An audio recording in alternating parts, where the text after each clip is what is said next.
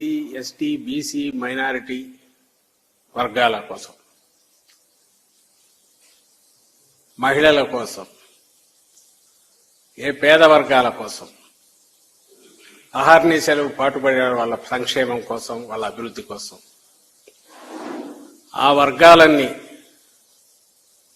ముఖ్యంగా మహిళలు ఈరోజు ఉదయం పోలింగ్ మొదలైనప్పటి నుంచి ఇప్పటికి కూడా ఎంత ఉత్సాహంగా పాల్గొన్నారో చూస్తే ఆశీస్సులు ఎవరికున్నాయనేది ప్రత్యేకంగా చెప్పాల్సిన అవసరం లేదు. ప్రజల కోసం పాటుపడితే, ప్రజల్లో మమేకమైతే దీవెనలు ఎలా ఉంటాయి అని జగన్మోహన్ రెడ్డి గారు ఆశించారో అవి ఈరోజు పోలింగ్ సరళిని కానీ, సుదీర్ఘంగా క్యూలు గట్టి గంటల తరబడి నిరీక్షించి వేయడంలో కానీ ఆ అభిమానం, ఆ ఆశీస్సులు ప్రతిబింబించాయి. ఇంతకుముందే ఎన్నికల కమిషన్ ఇక్కడ చీఫ్ ఎలక్టరల్ ఆఫీసర్ ప్రకటించిన ప్రకారం 75%. ఇంకా రాష్ట్ర వ్యాప్తంగా చాలా పోలింగ్ బూతుల దగ్గర ఇంకా లాంగ్ క్యూలు ఉన్నాయని వార్తలు వస్తున్నాయి. 2019లో ఇలాగే ఐ థింక్ 79%, 80% పోలింగ్ అయినట్టుంది. ఉప్పెనలాగా ఎలా అయితే ఆ రోజు ప్రభుత్వ వ్యతిరేకత కనిపించిందో, బహుశా చాలా అరుదుగా కనిపించే ప్రభుత్వ సానుకూలత ఈరోజు ఇంత ఉప్పెనలాగా క్యూ కట్టిన ఓటర్ల దీంట్లో కానీ, ఓటింగ్ సరళిలో కానీ, ఇంత భారీ పోలింగ్లో కానీ కనిపిస్తోంది అని స్పష్టంగా అర్థమవుతోంది. ఇది చాలా అరుదుగా ఉండే అంశం. మొత్తం మీద ఏదైనా సరే బ్యాలెట్ బాక్సుల్లో ఈవీఎంలో నిక్షిప్తమైంది. దాని గురించి ఎక్కువ లోతుకు పోవాల్సిన అవసరం లేదు. ఎవరి అంచనాలు వాళ్ళు వేసుకోవచ్చు. కానీ ఒకటైతే అంతిమంగా ప్రజలది విజయం అవుతుంది. ఈసారి స్పష్టంగా ఒక నిర్ణయానికి ముందే వచ్చినట్టుగా ఎలాంటి విశ్లేషకులు ఎన్నైనా చెప్పొచ్చు, లేదా పోలింగ్ దీనికి సంబంధించి అంచనాలు కట్టే వాళ్ళు ఏమైనా చెప్పొచ్చు, కానీ అంతిమంగా ప్రజలది విజయం అవుతుంది.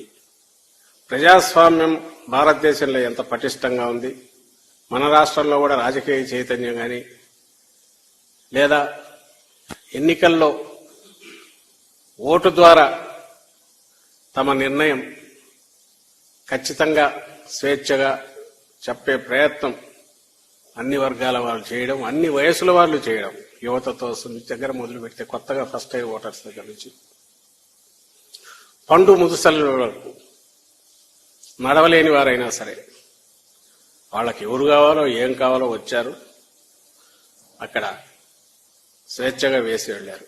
అది బాగా అందరం ఆనందించదగ్గ విషయం, స్వాగతించదగ్గ విషయం.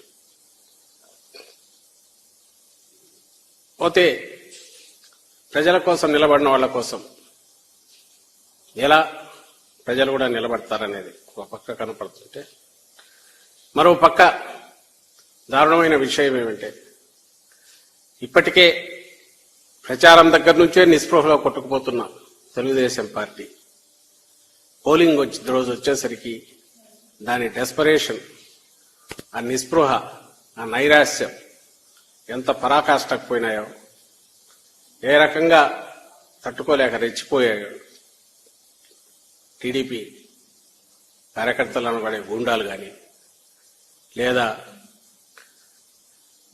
వాళ్ళకు అనుకూలంగా ఈరోజు పొత్తు వల్లనో ఇంకో దాని వల్ల పోలీస్ అధికారులు కానీ, లేదా ఎన్నికల కమిషన్ అబ్జర్వర్ల పేరిట ఇక్కడికి వచ్చిన వాళ్ళు కానీ, మనం ఈరోజు జరిగినంత ఏకపక్షంగా వాళ్ళ వైపు నుంచి జరిగిన దాడులు, హింసాకాండ రుజువు చేస్తుంది. ఆ డెస్పరేషన్ కనిపిస్తుంది అందులో. దాంతో నుంచి వచ్చి ఎట్లాగైనా సరే ఏదో ఒక రంగ పోలింగ్ని అడ్డుకోవాలనే దుస్సాహసం కూడా వాళ్ళ వైపు నుంచి కనపడుతోంది. దురదృష్టకరం ఏంటంటే ఇక్కడికి వచ్చిన అబ్జర్వర్ల పేరిట ముఖ్యంగా మాచర్ల పల్నాడు జిల్లా మీద అయితే ఆల్మోస్ట్ ఒక ఇనుప తెర చుట్టూ ఇది చేసినట్టే, బందికానాల్లో చేసినట్టే చేశారు. నిన్న మొన్నటి నుంచి మొదలైంది, ఈరోజు పరాకాష్ఠకు చేరింది. ఎన్ని చోట్ల దాడులకు తెగబడ్డారో పద్ద నుంచి చూస్తూనే ఉన్నారు. రాష్ట్రమంతా టీడీపీ గుండాలు స్వేచ్ఛగా విచ్చలవిడిగా విశృంఖలంగా రోడ్ల మీద కర్రలు పట్టుకొనో కత్తులు పట్టుకొనో మారణాయుధాలతో తిరగడం, అటాక్ చేయడం. పొద్దునే చిత్తూరులోనే కత్తిపోటుతో మొదలైంది వాళ్ళ పోలింగ్ ఏజెంట్, వైఎస్ఆర్సీపీ ఏజెంట్ మీద అటాక్ చేయడం. ఇంకా నర్సరావుపేటలో చూశారు, అక్కడ శాసనసభ్యుడు డాక్టర్ ఆయన నర్సింగ్ హోమ్ దగ్గర ఎట్లా విశృంఖలంగా రెచ్చిపోయి అన్ని ధ్వంసం చేసి ఇచ్చేశారు. మాచర్ల, దాచేపల్లి, పెనమలూరు, తాడిపత్రి, ఉదయం గంగాధర్ నెల్లూరు. ఆ బౌన్సర్ల కల్చర్ ఎందుకు అర్థం కాదు వెళ్ళది. ఇక్కడ తెచ్చుకుంటున్నారు. అద్దంకి, పీలేరు, పొన్నూరు, ఆత్మకూరు, జగ్గయ్యపేట, సత్తెనపల్లి, ఇవన్నీ ఎటువంటి మా వైపు నుంచి ఎంత సంయమనంతో ఉన్నా. ఎందుకంటే మాకు ప్రశాంతంగా ఎన్నికలు జరగడం అనేది మాకు కావాలా. మహిళలు ఎవరైతే హింసను చూస్తే వెనక్కు తగ్గుతారో వాళ్ళు స్వేచ్ఛగా ఓటు వేయాలంటే ప్రశాంత వాతావరణం కావాలి మాకు.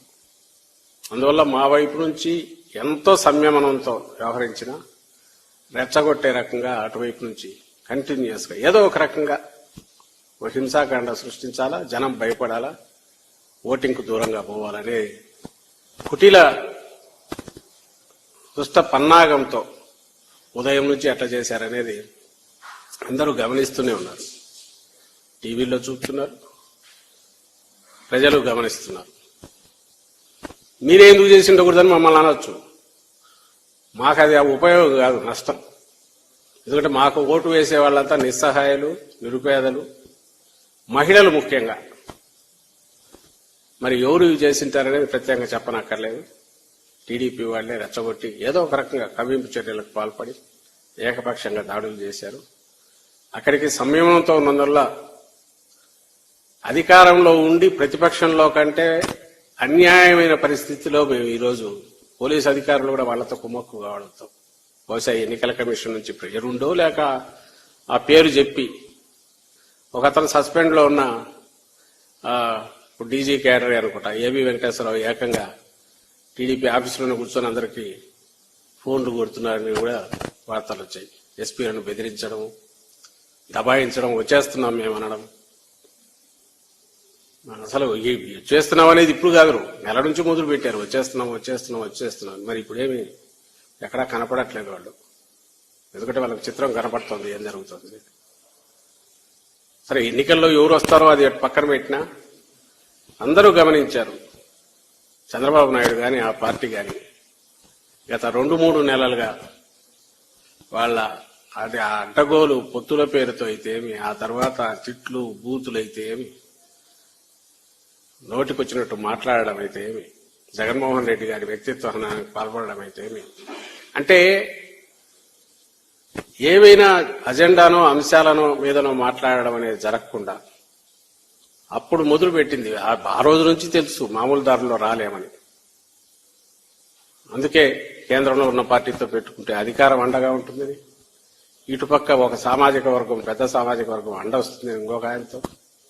అన్ని పెట్టుకొని ఏది చేసినా ఆఖరికి నువ్వు ప్రజలకేం కావాలో తెలుసుకోకుండా, లేదంటే ప్రజల ఆకాంక్షలకు తగినట్టు ఉండకుండా, ఎప్పుడు మేమన్నట్టు నువ్వు గతంలో ఏం చేసినావో చెప్పకుండా, రేపు ఏం చేయబోతున్నావో స్పష్టత ఇవ్వకుండా, నువ్వు ఆఖరకు మొదలుపెట్టి ఈరోజు పోలింగ్ డే వరకు నువ్వు నడిపిన నాటకాలన్నీ ఈరోజు పరాకాష్ఠగా దానికి అవేం ఆ పప్పులు ఉడకలేదని తెలిసాక దాడులకు తెగబడడం, హింసాకాండకు తెగబడడం,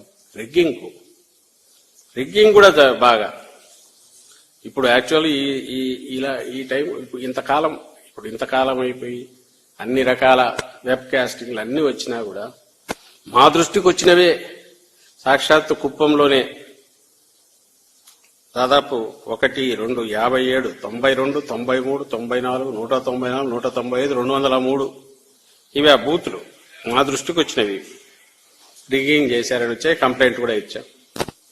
మాచర్ల, టెక్కలి, వేమూరు, గుంటూరు వెస్ట్, వినుకొండ, సత్తెనపల్లి, అద్దంకి, పొన్నూరు, అమలాపురం ఇవి మా దృష్టికి కొన్ని వచ్చినాయి.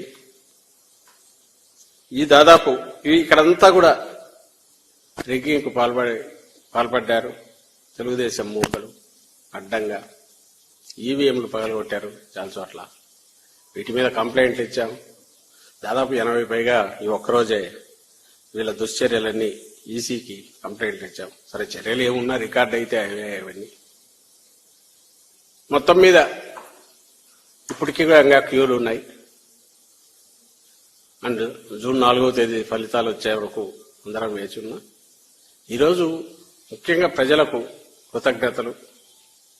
వైఎస్ఆర్ కాంగ్రెస్ పార్టీ తరఫున, జగన్మోహన్ రెడ్డి గారి తరఫున ఓటర్లకు, ఏ అట్టడుగు వర్గాలైతే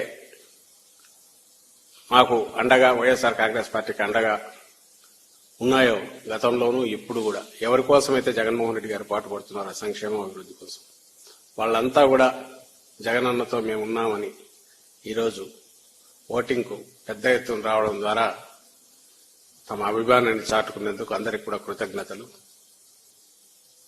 మా వైపు నుంచి పూర్తిగా కార్యకర్తలు క్షేత్రస్థాయిలో అటువైపు నుంచి ఎంత రెచ్చగొట్టే చర్యలున్నా ప్రశాంతంగా సంయమనంతో పనిచేసిన క్షేత్రస్థాయి కార్యకర్తలకు, నాయకులకు అందరికి కూడా ధన్యవాదాలు కూడా చెప్తున్నాం. Thank you.